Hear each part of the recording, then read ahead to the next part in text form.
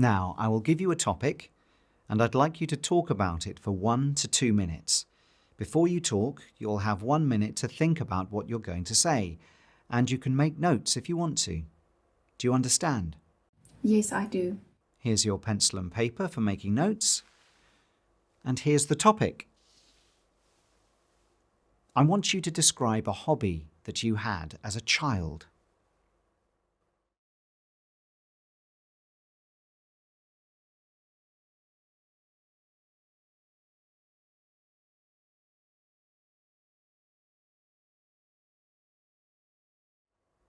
You have 1 to 2 minutes for this, so don't worry if I stop you.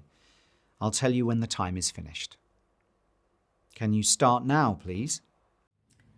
Growing up with a father with a passion for gardening, I soon caught up on this passion.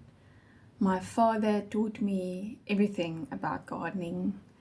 He taught me how to prepare the soil, how to sow the seeds, how to look after the crops, water the plants, look out for bugs and lice, how to do the pest control on that.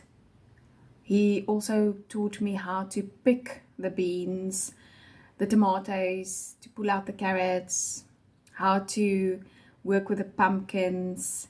So this was a passion that was soon passed over to me by my father. And this soon became my hobby. I would come back from school in the afternoons, and then I would start watering the plants, making sure everything is all right. And then on weekends, we would really get into the vegetable garden. Then we would look for weeds, and we would do some pest control, and we would pick the beans. I remember itching a little bit every time after we picked the beans, because there's these small little hairs on the beans that makes you itch. I remember that wasn't a nice thing, but we still loved being outside, being in the garden, working together, forming that family bond. And then later on, my sister also got involved. So we were just having fun in the garden, and we would pick the vegetables, then we would cut them up, prepare them, freeze them. So it was like a whole cycle of seeing where it starts and where it ends. And I still love gardening.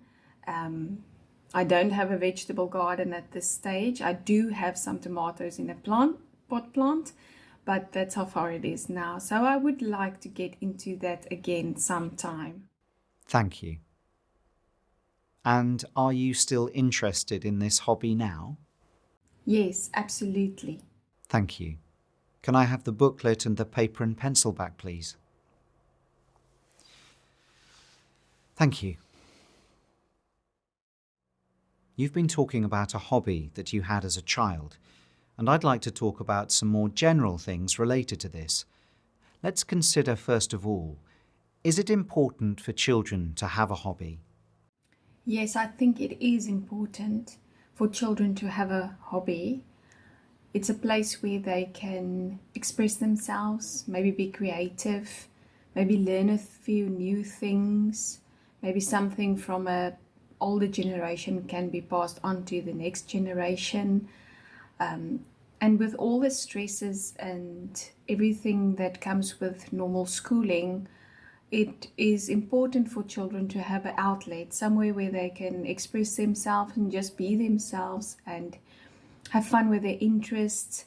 And it's also important that parents see this and that they encourage them to have a hobby.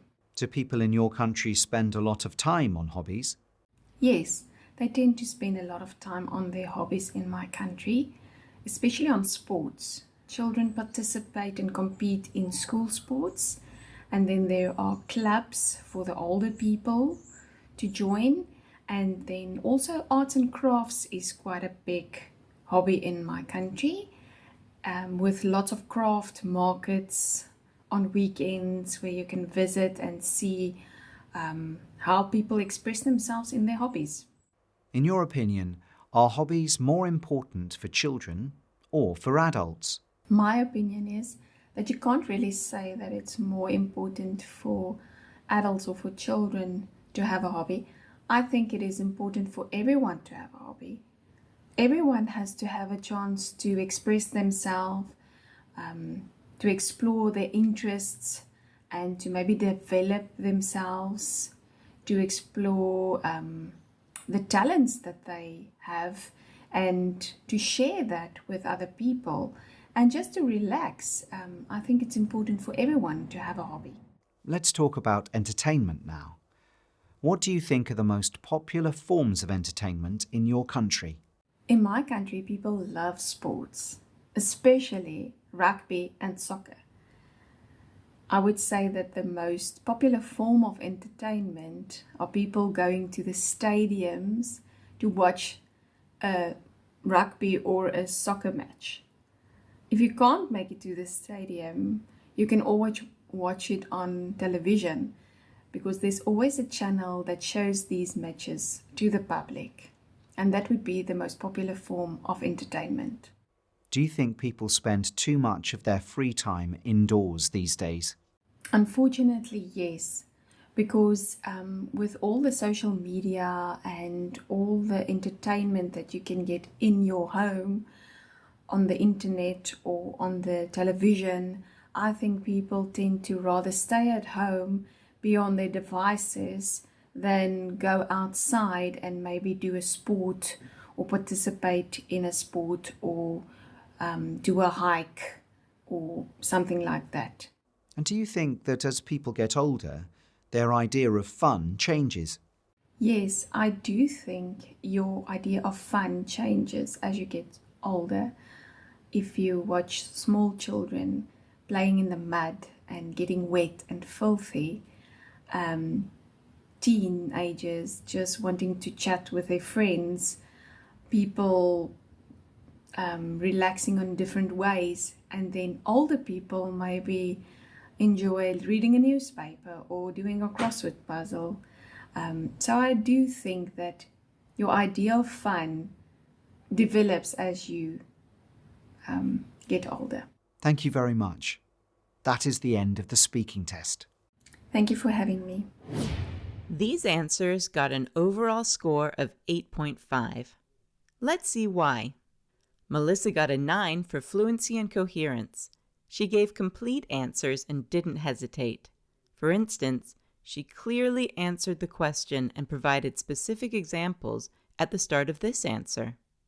Yes, I think it is important for children to have a hobby. It's a place where they can express themselves, maybe be creative. Melissa got a 9 for vocabulary. She used words and phrases like a native speaker would. For example, she used a lot of gardening-specific language in Part 2. My father taught me everything about gardening.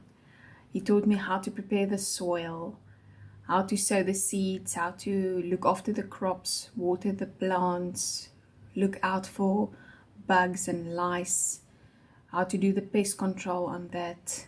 Melissa got a 9 for grammar. She used a wide range of structures in the right way. For instance, she used several verb forms correctly to talk about the past in this answer.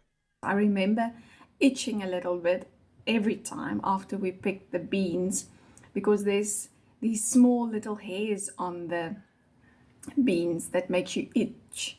I remember that wasn't a nice thing. Melissa got an 8 for pronunciation. She was generally easy to understand, but there were a few words that could be harder to understand if you are not familiar with her accent. For example, her pronunciation of the word yes. Yes. And her pronunciations of mud and filthy. Playing in the mud and getting wet and filthy. Putting all these features together, we can see why Melissa scored an 8.5 with her fluent, natural, and complete answers. Thanks for watching. What did you think of Melissa's answers? Let us know in the comments. If you thought this video was helpful, don't forget to like and subscribe for more tips on the IELTS speaking test. See you next time.